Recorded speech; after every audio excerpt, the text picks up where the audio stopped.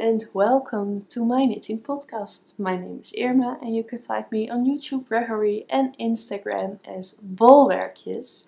So welcome everybody, and I will first start talking about something else than knitting this time, because it's obvious for returning viewers. There is something different here. I cut my hair, and did I not only cut it, I also have a different color now. So I'm happy with it. It's still a little bit searching for the right way to style it, but yeah, this is what you have to deal with this week. My hairdresser has like a workshop every half year, and she asks if I would be her model so she could practice. Well, she's really good and she doesn't need to like learn really new things or something, but new styles and new colors and those things. So yeah, this is what came out. There's a little bit of purple in there at some points, not too much, just a little, and yeah, I'm happy. So before the questions come, I already wanted to say something about it. So that's that. Welcome to my knitting podcast. This is not a hairdresser's podcast, this is a knitting podcast. I'm looking down sometimes because my very cute little big cat is on my lap. Welcome everyone, and yeah, I talk here about the things I make, mostly knitting, and I will show you the projects I have worked on since last time. There is one project I am working on, but I don't want to show it here because it's a sewing project, and I'm afraid that when I walk around with pieces of a pattern and cut out fabrics that I will lose things. So they're in my sewing room layout. I've just finished inserting the pockets, so now it's going to be a trousers for over your legs. I don't know, I think it's trousers. So I only need to connect the 4 parts and make the hem and insert the zipper and put on the band on top. So there's still some work to do there, but it's something I can't show. So let's go to the things I can show. Oh, one thing more. I always show what I'm wearing, but I am wearing my Versus Unite shawl and the black dress I've sewn. And I think I wore this somewhere in the last few videos, so no need to go into detail again about that. You can watch one of the previous episodes and you will see me talking about both the scarf and both the dress. So things I've been working on. No finished object, although I could have had a finished object, but I will talk about that a little bit more later. I do have a half finished object. I finished one of my stripy socks out of my own hand-dyed yarn in the colorway Yule Ball, which is the festive colorway this year.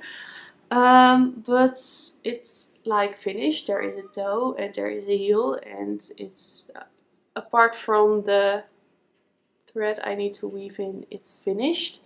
But I'm not totally happy with though. I did a Eye of the Partridge, I don't know the name, but like slip one, knit one, slip one, knit one, and then a total round of knit stitches, and then alternating the knit and the slip stitches again. Like the same with the heel. and for the heel I like it, but it makes your toe really short, and in the instructions I used, they warn you for making it the toe shorter, so I need my sock longer, but I just don't like the fit of this toe. And I think it's a shame because I'm so happy with the whole sock, except for the toe. And I think if I leave the toe like this, I'm not gonna wear them. So what I'm going to do is I'm going to start the second sock. And I'm going to finish that just with a normal rounded toe, and then I take out this toe and I'm going to knit a normal rounded toe here as well, but I will need more yarn, so then I will match up the stripes out of my leftovers. So I don't want to create extra leftovers now by cutting into the yarn, so I will first finish my second sock and then I will make here a different toe. And I really like the rounded toe. I think in a normal toe that goes like that, it's fine in wear, but I like the look of the rounded toe when they're not on my feet, and I don't know why I bother to make them look nice when they're not on my feet, but that's just the way I am. And I like the rounded toe, the look of it and the fit of it, and I think I do like a decrease round, 3 rounds of just normal knitting, a decrease round, 2 rows of normal knitting, decrease round, and then 1 row of normal knitting, decrease round, and I keep in the rhythm of 1-1. So 1 decrease round, 1 knit round, 1 decrease round, 1 knit round. And what it does is makes the transition from your sock to the point of the toe a little bit more rounded. Of course, the top part is the same decrease weight as a normal toe, but the beginning is a little bit more fluid, and I really like that. So that's what I'm going to do. So it is a half finished object, but soon it won't be. So, but I still wanted to show it, and I'm really happy with how the heel turned out, and it's really fun to knit self-striping socks, and I'm going to make more self-striping colorways soon, but I need to find the time a little bit. We had 2 birthdays the last 4 weeks. We have a birthday this weekend. We're not gonna, my husband it's his birthday this weekend. We're not going to celebrate it big, he doesn't want to, but more like having coffee with something nice to eat with it, like that. And yeah, so that's 3 birthdays in 1 month. And we have a holiday in the Netherlands, a few holiday, it's not like a holiday, it's a celebration, we call it Sinterklaas, and it lasts for 3 weeks, and it's not, there's like one big party at the end, but in the 3 weeks the children get presents when they put their shoes in front of the door and they sing a song and those kind of things, which is really cute. But 3 weeks of excitement for the kids. It's a thing. So yeah, I need to find a quiet moment to make a new self-striping colorway, because it's not like oh, I'm going to make a new self-striping colorway and I will just put some colors in the dye pot and just be done with it. You want to match the colors to each other, so it takes a little bit more time than that, but I really want to, because I really like working with them. As we are talking about socks now, I'm not going to get up to get them, but oh, maybe I will. I will just 1 second. So, I always wash my hand knit socks in the washing machine. I have never ever had a problem with that. Even my the yarn I sell is non-superwash. Oh, I'm out of breath because I took the stairs. Is non-superwash, and even those go just in the washing machine. The only thing is I turn it to a 30-degree program, sometimes 40, but most of the times 30, and I put the rotation to the minimum amount. Because when you have wool and you have warmth and friction, it's going to felt and shrink. So I've never had a problem when I do that, but there were a lot of socks in the in the washing bin. I don't know how to call it, but I had a lot of socks to wash. Just normal commercial socks, some superwash socks I knitted, and my own hand-dyed yarn knitted socks. And what I did, I was in a hurry and I wanted to do the sock wash, and I just took all of the socks, and I saw some superwash socks in between, and I was like, they will be fine, it's okay. But what I forgot is that my non-superwash socks were also in there, and I didn't notice. So I put all the socks in the washing machine on a 40-degree wash, which can be fine because when you dye yarn you heat it up even more than 40 degrees. The only thing is you don't want to agitate it, so you will need to put the rotation of your machine down. And that's the thing I forgot. I think it was on 1600 rounds per minute. I think it's rounds per minute. So yeah, I took the wash out, and all my superwash socks are fine. Nothing is wrong with them. So when you are afraid of washing your superwash socks in the washing machine, you'll be fine. Nothing's gonna happen. But for the non-superwash socks, which are, as I say again, I always wash them in the machine because I'm lazy. I don't want to wash them by hand, but I use a gentle wash. So less rotations, not too much heat, and yeah, that wasn't the case this time. So I have two pairs, luckily there were only two pairs, of my hand knitted socks, and not only hand knitted but also hand washed, went in the machine and shrunk. Luckily I have two kids. As you can see, they really shrunk. I have two kids, and my oldest son is 5 years old now. He is not that tall for his age, but he can use these now as house socks. So they're a little bit too big, so he can use them for quite some time. He was really happy with it, so I'm not heartbroken because they will still be used. But it was a thing. So for people that are those shrunk a little bit less, I think.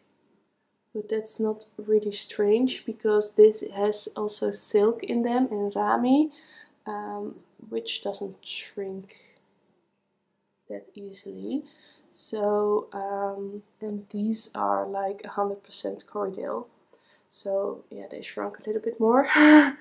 But what I want to say is, don't hesitate to use non-superwash yarn for socks, because you can wash them in the machine, but do it separate from the rest of your socks, as I do normally. But I made a mistake. Can happen, but that's just how it is, and I'm very happy they will be still used. So, sock story. I need to knit more socks for myself now. Oh, it's yeah. Can happen, can happen. My own risk and a fault with sorting them before I wash them. Will never happen again. So that's something I wanted to share. I was talking about my knitting. Let's see. I have not that many projects I've worked on, but I have a really nearly finished object, and when you follow me on Instagram you already know what happened when I show this. The last couple of months I have been knitting on this beast. It's my calla shawl. It's a pattern from Natasja Hornby and it was published in Laine magazine issue 7. Is it 7? I think it's 7. And it has a beautiful cabled pattern with and with those cables you get the shape of a calla flower, which is really nice. And I have been working a lot on this in the beginning. I think I started it in April. Was it April? I think it was April. It was around, yeah, I think it's April. I started and I knitted quite a lot on it, and then I put it away for some time. I don't know why, but then I took it out again and I was knitting on it, and I started to question my yarn amount. Not because the pattern wrote it wrong, the pattern is fine, the amount of yarn you need is fine.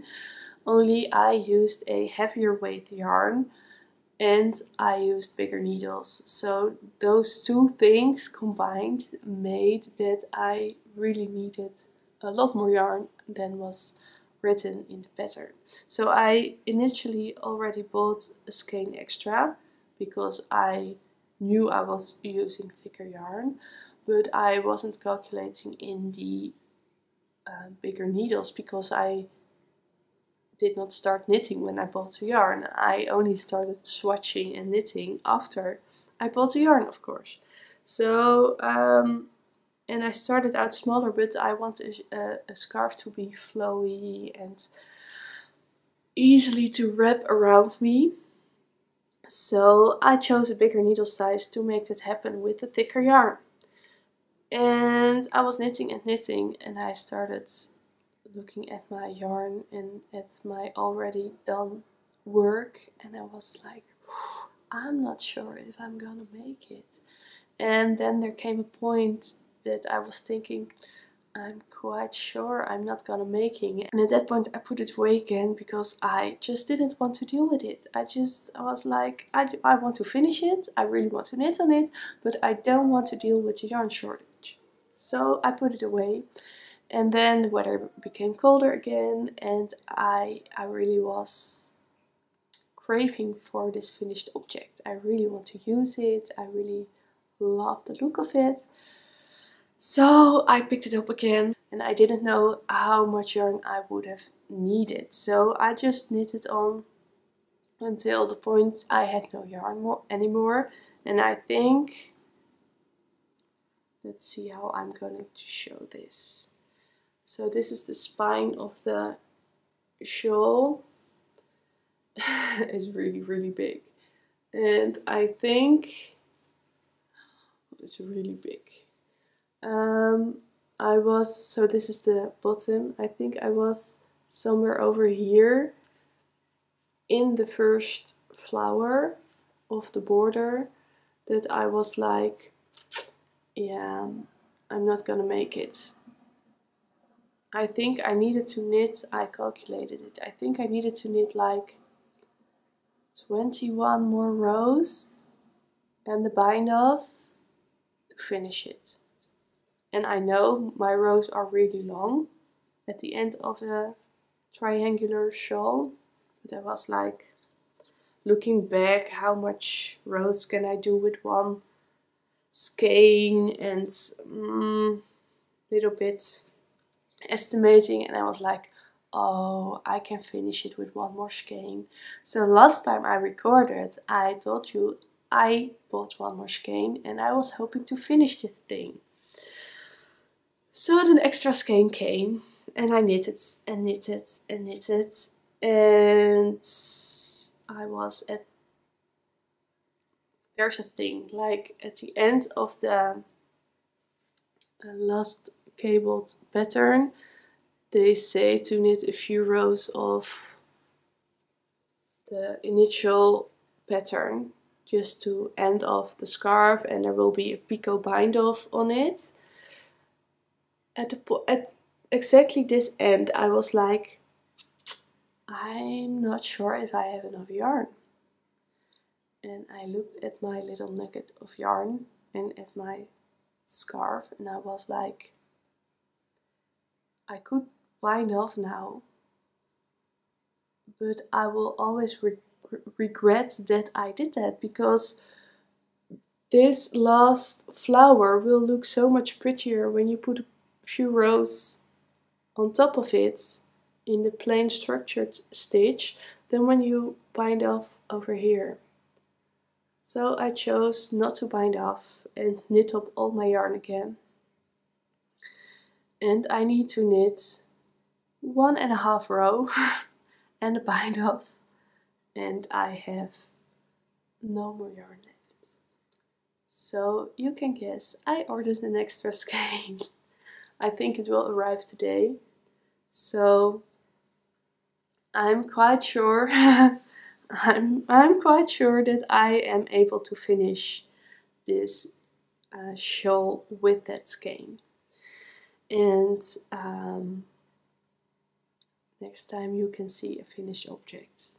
But yeah, it happened and I can't do a thing about it. It's impossible to show you this, how beautiful it is on screen with it's still on the needles and it's so big. So I really need to figure out how I'm going to take pictures of this as well, because this gorgeous piece needs gorgeous pictures. But we will see how I manage to do that.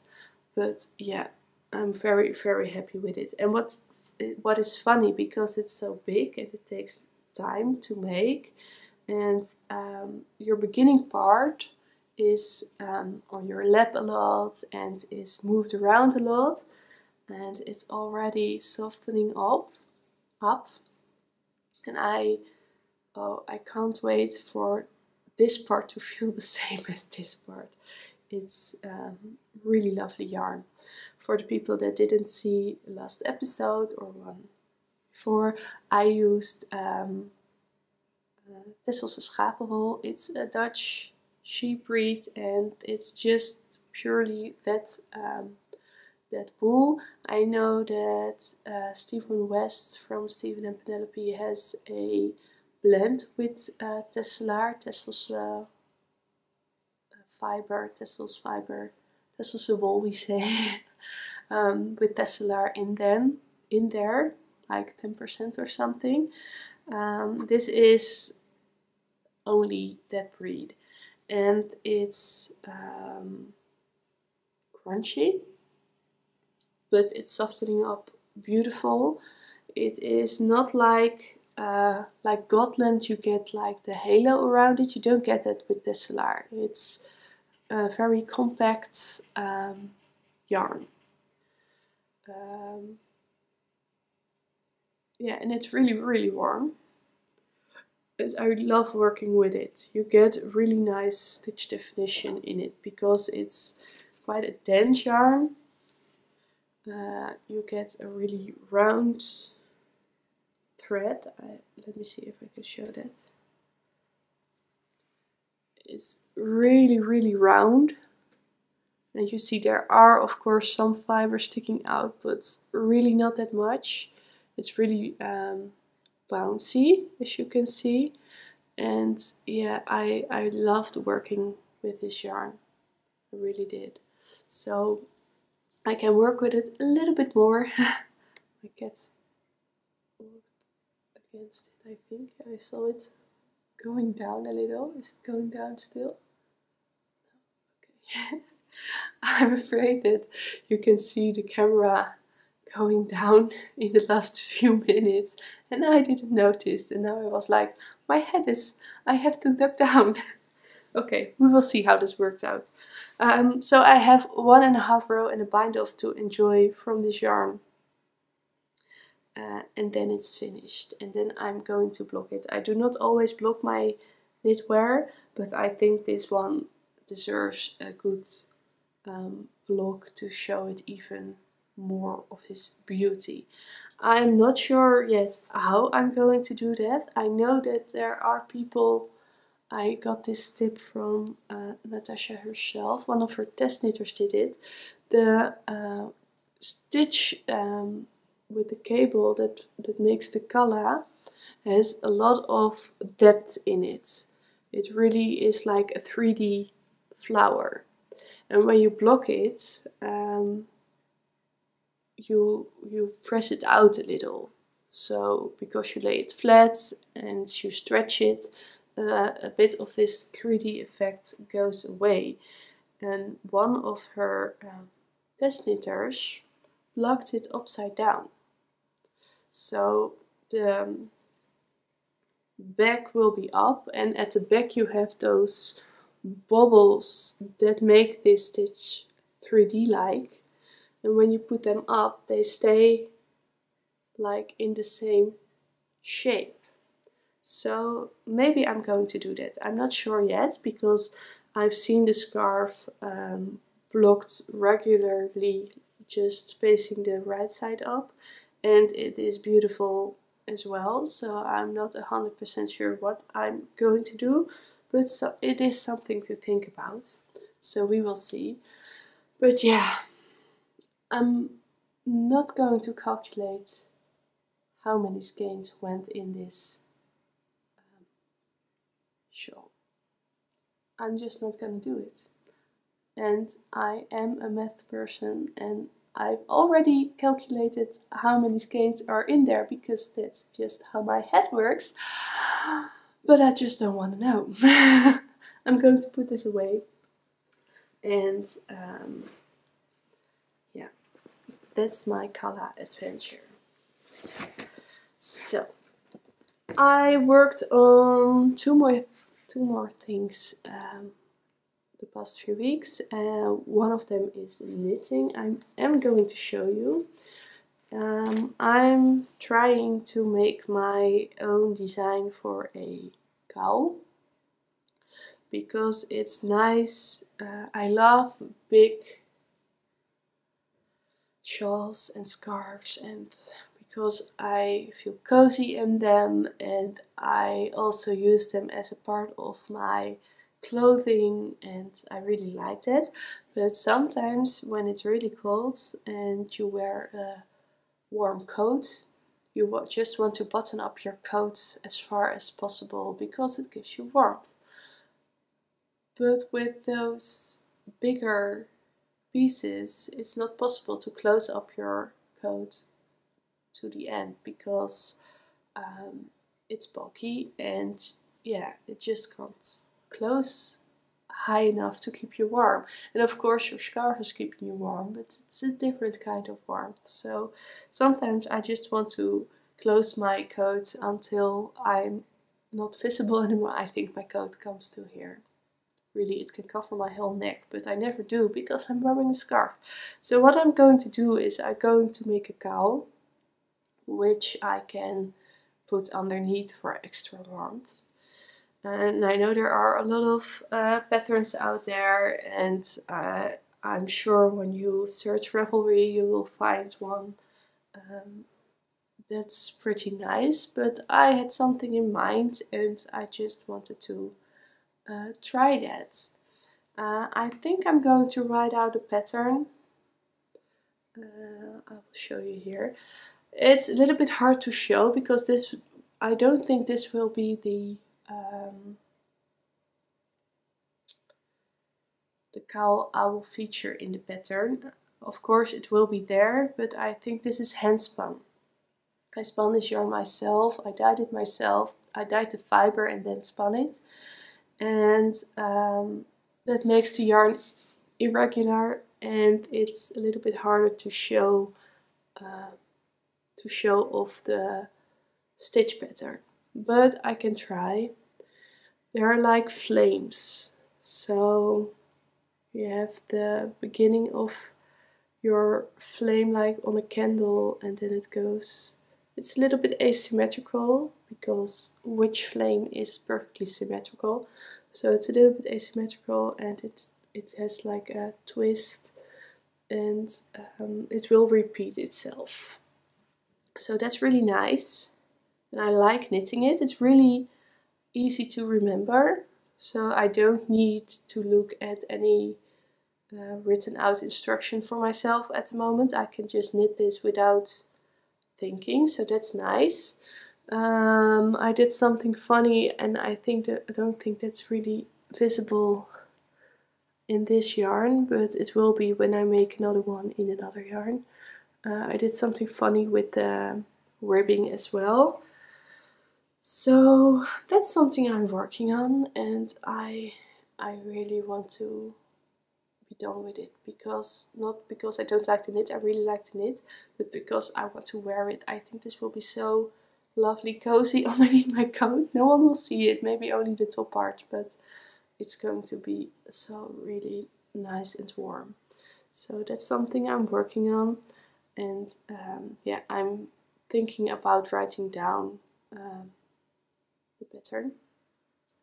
It's tricky to write down lace patterns, because not every row has the same amount of stitches, and there are different ways to deal with that, and I'm not sure which way I'm going to choose to do it, but it's a challenge, it's fun. So we will see what comes of that. But I know I really like working with handspun. I was always a little bit afraid of it. I knit 2 projects out of handspun. One of them got lost, unfortunately, but they were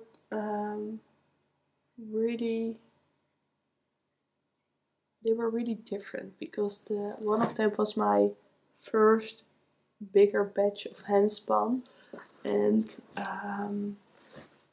I did nothing interesting in the pattern, just garter stitch and making like triangular shape, so only making stitches at the center and at the edges. And I was more just doing it without noticing really what I was doing.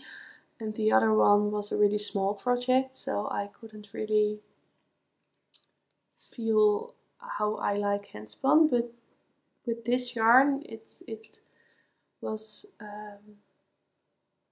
laying in a glass. I've shown it before. I will show it again sometime, not now. But it was lying in my living room, protected from the cats for quite some time. And every time I was looking at it, I was like, what am I going to make out of it? And now I decided I'm going to make a cowl, and I'm going to design it myself. And I'm really aware of using handspun this time, and I really enjoy it. It's yeah, it's a little bit thick and thin in some places, and I did not really did anything special with the spinning to make the colors appear in a certain way or something. I just spun it and plied it, and yeah, I'm really happy with how it feels and how it is working out. So that's a knitted thing I have been working. So I was eating my lunch and I was thinking, I forgot something to record, and normally I just leave it for the next time, but it was quite a big chunk of my knitting time. Not really big, but quite a thing. And I had something to tell you about it as well. So that's why I recorded this extra piece, so I can show you. And I don't know if I put it on the end. I think I will just put it in between with the works in progress. I've shown you last week that I took out my mittens again because it's getting cold over here. Well, I started the second one, but it looks like, is that all you did? No, it's not all I did. I knit this piece twice. And there were a few reasons for that, and I will tell you. The first thing is, I noticed at this point that I was knitting 2 left-handed mittens. So I was doing this one exactly the same, and then they won't fit. So that's why I needed to rip out, but I could have ripped out until the Latvian braid instead of the whole thing, but I chose to rip out the whole thing. And I will tell you why. When you are doing color work, you can choose to hold both strands in one hand, or you can drop every time one of the colors and pick it up again, or you can knit with one strand in your left hand and one strand in your right hand. There are a lot of different things. And especially in America there is such thing as color dominance. I was always a little bit, I thought, well, there can be such a thing, because when the tension in one of your strands is different than in the other, you get a smaller or bigger stitch, and the bigger stitch will pop more, so that color will be a little bit more visible in your work. But the Norwegian knitters mostly say, not everybody, I'm not saying all Norwegian knitters say the same thing, but the idea is that every stitch is the same shape and the same, even as big. And in my head, when every stitch is evenly big and the tension is evenly throughout all the stitches, you get just a normal flat piece of color work, and you don't have the color popping, the dominant color thing, as they call it. So it's been a while since I knit this, and I started knitting the second one. And I normally knit color work with 2 strands on my finger, and then I chose which color I need to knit and I pick those up. And I always keep one color closest to me and one color a little bit further. And I mostly do like the color I knit most of is the closest to me, because I find that easy. That's just my preference. When I started the second mitten, I started the other way around. I don't know why, but I started the other way around. So my contrast color, in this case the red, pinkish purple red, was closest to me when I was knitting. And I will pop in a picture, because when I knitted the cuff and I put them next to each other to see if I really did the same thing in the sense of needle size and tension and those things, so I put them on top of each other, and I was looking and I thought, well, this is strange. It's the same person knitting the mitten, it's the same needle size, it's the same pattern. Why is this one looking different than the one I have already knitted? And then I was thinking and thinking, and then I realized it was the way I hold my yarns. And I really tried to keep an even tension in both my threads. I don't think when I hold it up like this that you would say, well, one stitch is definitely bigger than the other. I can see it a little. My brown stitches are a little bigger than my red stitches, but not really like in your face your tension is different. I think it's quite neatly done. And it's not that my floats are pulling the color work inwards or those things. It's just a nice piece of knitted fabric. And still, you see the difference in the picture. You see the difference between one mitten and the other. And as I said, I was quite skeptical about the color dominance thing. And this made me aware that it's not just something that people are saying. It's really there if you don't watch out and if you do something different. I think the most important thing is it doesn't matter which of your colors is popping as long as you do the same thing throughout your whole piece or throughout the pair. And I think when you really don't want it, the only way to get it done completely even, for as far as that is possible, is by dropping the yarn you are not knitting with. I think that's the only way to get it like no popping of the colors. I don't know exactly, and I'm not gonna try it because I don't like that way of knitting color work. But I think when I'm thinking logically about it, I think that's the thing you need to do if you want it completely the same. But as long as you do your thing throughout the whole piece, there is no problem. But that's why I ripped out the whole mitten when I noticed. First I was like, well, I can deal with it when they're different. It doesn't bother me that much. And the further I got along, the more annoying I found it. And then I noticed I knitted 2 left-handed mittens. So then I ripped it out completely and started over. Another thing, completely unrelated, is in Ravelry, designers can make a new version of their pattern and you get an update. Which is really nice when there are mistakes or when there are things different. In this pattern, really funny, the picture of the mitten that is knitted, as an example, has the contrast color cast on, just like I did in my first mitten. And then I was reading the instructions for my second mitten, because it was such a long time ago.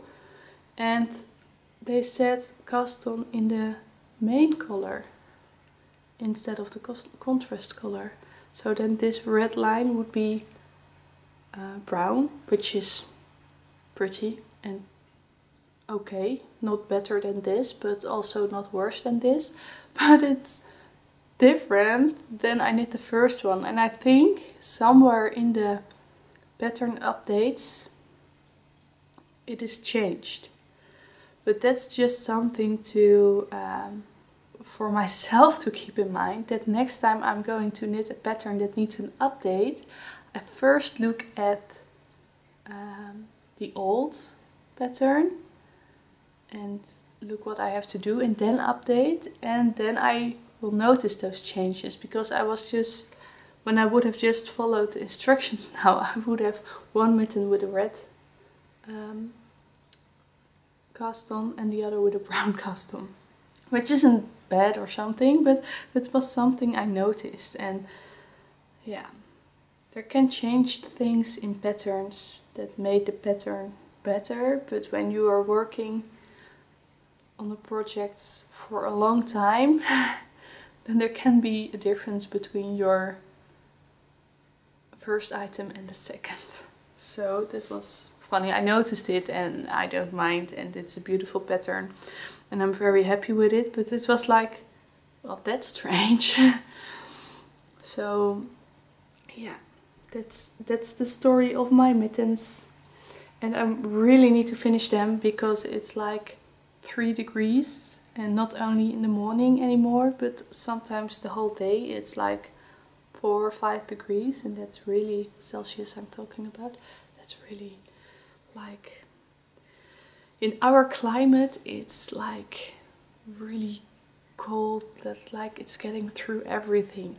I've been in the mountains with -11 and it felt less cold than the weather here with 3 degrees.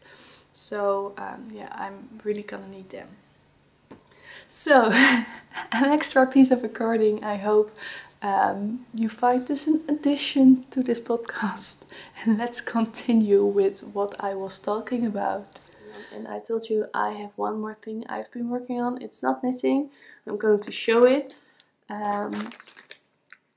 It's really hard to see progress in this. And especially because I don't think I've shown it on the podcast ever. But it was already existing when I started the podcast. So maybe I can find a picture. I think there are maybe pictures on Instagram, really old pictures on Instagram, where I have shown this project. It's a cross stitch. And for people who are Dutch will recognize this logo. It's from a fairy tale theme park in Holland, and it's everything in this theme park is made like you're in a fairy tale. So there won't be a normal waste bin. No, the waste bin will be in the style of the park, and every corner of the park has its own experience. So you have really the fairy tales, but you also have the roller coaster part. But they're not only, you're not waiting in line for a roller coaster to go in the roller coaster. The waiting line is an experience as well. And yeah, I really love going there. I went there as a kid every year, and now we're taking our own kids there. So yeah, it's really fun. And they have I don't know if they still sell it, but they have a cross stitch pattern. They have small ones, but I was like, nope, I'm going for the big one. That's a few years back now. You use one thread of the embroidery silk, just one of the 6 threads, and I already used 60 or 70 colors just in this small piece. And as you can see, I don't know if you can see it really well, but as you can see in the green and the brown that there are a lot of different tones in there.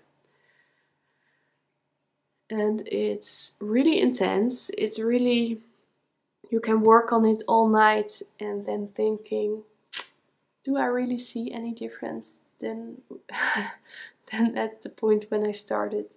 But it's really lovely to do. There are a lot of stitches in here. I like, as you can see, this piece, 10 to 10 stitches. You have 100 stitches, 10 times 10, and you can see how many stitches there are only in this part. And this is not even 1/8 of the whole pattern. So this goes, when I take this and go to I think around here, so this will be 1/8 of the complete pattern. So I think I will be really old when this is finished, but it's a lovely thing to work on.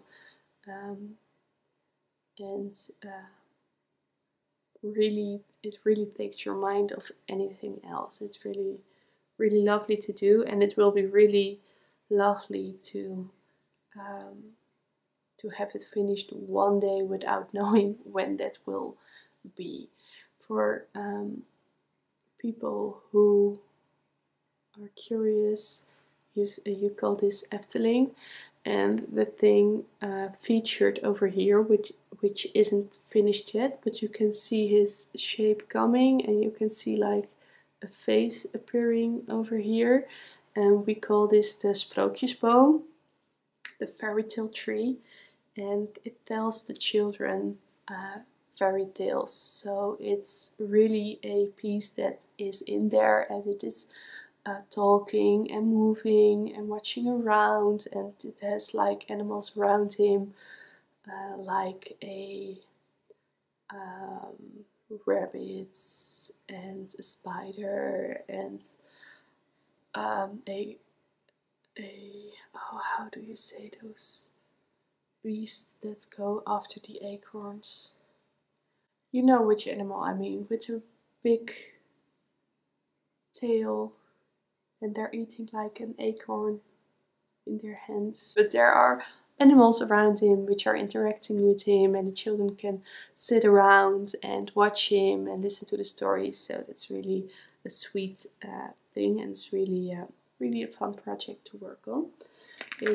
I can show you the colors that I am using, and I can show you the completed picture. So this will be the completed picture, and this is where I am now. So not nearly to finishing, but it's really really fun to do. And this is all the yarn that came with it. So a lot of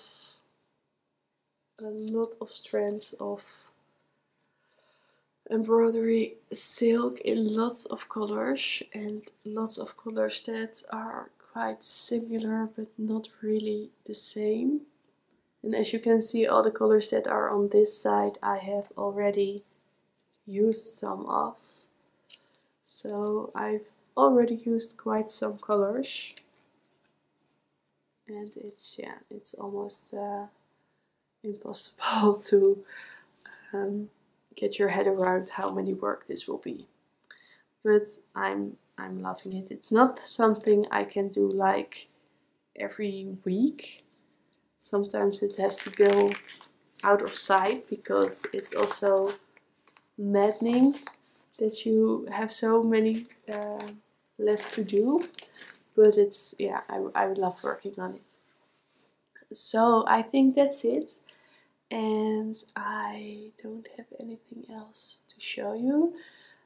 Plans for the coming 2 weeks are finishing my calla, finishing my cowl, writing down the pattern for the cowl maybe, and I think I want to finish one of the 3 pairs of socks that is on the needles, because 3 pairs of socks on the needle is too much.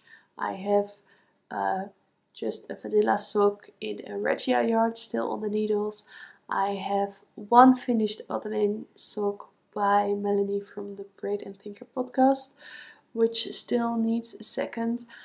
And I have the self-striping socks that need a second sock. And with the shrinkage of 2 of my hand knit socks, I really can use some more. So I think that's one goal, to finish one of the 3 pairs. And I think I'm going to do quite some more spinning the coming weeks and finishing my trousers. So there are a lot of things that need to be done. We will see what really will happen and what won't. But for now, this is all I have to talk about, and I will see you in 2 weeks. Bye!